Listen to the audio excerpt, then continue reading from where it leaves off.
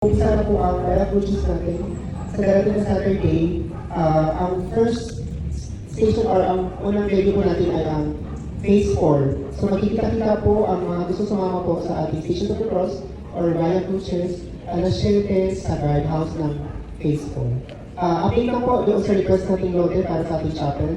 Nag-visit na po ang engineer office and the office from Santas.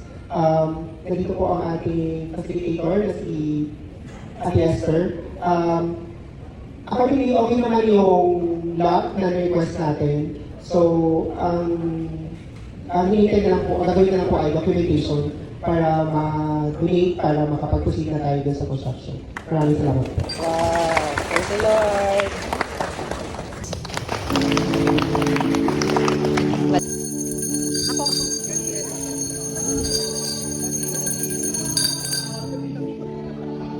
Thank you, Lord! Maka-bless ako.